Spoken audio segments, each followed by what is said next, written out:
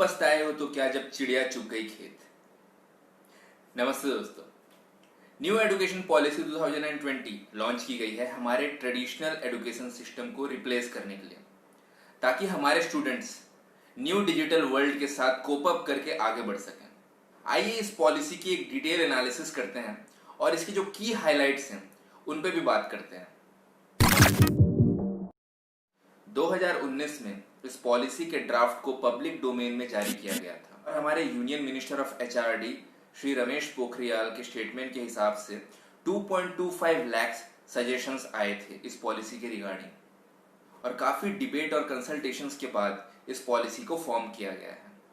1986 के बाद मतलब 34 साल बाद हमारे एजुकेशन सिस्टम में एक मेजर रिफॉर्म लाया गया है। 2030 का जो एजेंडा है सस्टेनेबल डेवलपमेंट का, उसे ध्यान में रखते हुए access, equity, quality, affordability and accountability, इन पिलर्स को लेके इस पॉलिसी को क्रिएट किया गया है।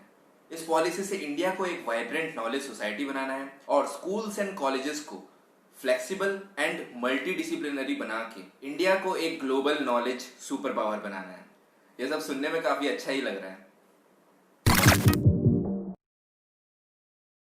जो मेजर की हाइलाइट्स आए हैं अब उनके बारे में बात करते हैं।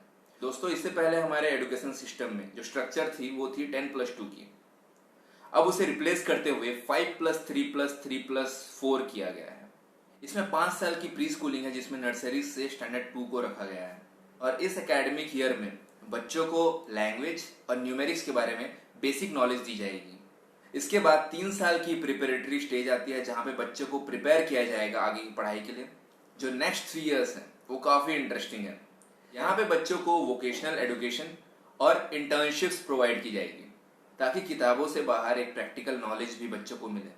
इस टाइम पे आपको हर सब्जेक्ट्स के साथ फैमिलियर किया जाएगा और इन सब के साथ साथ कोडिंग मैंडेटरी होगी जिससे बच्चों की लॉजिकल थिंकिंग डेवलप हो, जो कि काफी अच्छा डिसीजन है।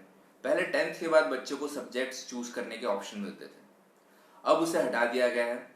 अब बच्चे क्लास 8th के बाद अपने सब्जेक्ट्स चूज कर सकते हैं, और ये सिर्फ एक रिजिड सेपरेशन नहीं होगी।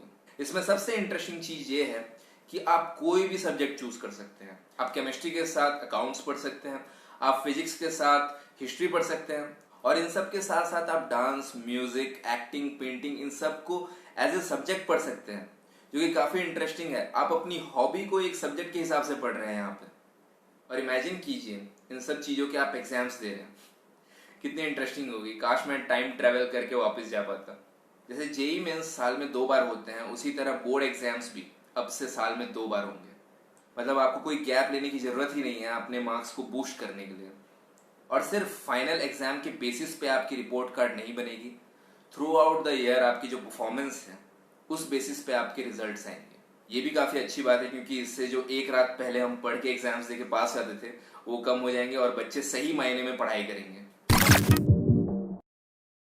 ये तो रही स्कूल्स की बात। अब आते हैं कॉलेज एजुकेशन पे। कॉलेज में भी आपको सब्जेक्ट्स चूज करने की एक फ्लेक्सिबिलिटी मिलेगी। अगर आप मैथमेटिक्स ऑनर्स लिए हैं तो आप फैशन डिजाइनिंग भी रख सकते हैं। हमारे एजुकेशन सिस्टम में रिसर्च का स्कोप काफी कम है। इसको ध्यान में रखते हुए बैचलर डिग्री को 4 साल का कर दिया गया है। इससे हमारी एजुकेशन सिस्टम काफी रिसर्च ओरिएंटेड हो सकती है। लेकिन 4 साल तक आपको वेट करना पड़ेगा एक डिग्री के लिए? नहीं, ऐसा बिल्कुल नहीं है। अगर आप फर्स्ट ईयर कंप्लीट करके ड्रॉप करते हैं किसी भी रीजन की वजह से तो आपको एक सर्टिफिकेट मिलेगी। सेकेंड ईयर कंप्लीट करते हैं तो आपको डिप्लोमा मिलेगी। थर्ड ईयर के बाद आपको डिग्री मिल जाएगी। तो जिसे भी रिसर्च में नहीं जाना और किसी जॉब ओरिएंटेड एग्जाम्स में बैठना है जैसे यूपीएससी, तो आप 3 साल अपना डिग्री कंप्लीट कीजिए और एग्जाम अटेंड कीजिए। इसके साथ साथ एमफिल को हटा दिया गया है ताकि आप पोस्ट ग्रेजुएशन के बाद डायरेक्टली पीएचडी में एनरोल हो सकें और आपको बाल सफेद होने का वेट ना करना पड़े। वैसे ऑन पेपर ये पॉलिसी तो काफी अच्छी लग रही है, लेकिन ये अगर सही तरीके से इंप्लीमेंट नहीं की गई तो ये हमारे एजुकेशन सिस्टम को कंप्लीटली डिस्ट्रॉय भी कर सकती है। इसीलिए सिर्फ प्लानिंग के बेसिस पे ही नहीं, इसे एग्जीक्यूट करना भी काफी जरूरी है, क्योंकि इसमें बहुत सारे ऐसे लूप होल्स हैं जिसे कवर करना काफी जरूरी है। तो दोस्तों, आज के लिए सिर्फ इतना ही। अगर आपको ये वीडियो थोड़ी सी भी इंफॉर्मेटिव लगी तो सब्सक्राइब कीजिए मेरे चैनल को और बेल आइकन को प्रेस कीजिए ताकि अगर नई वीडियो आए तो आपसे मिस ना हो।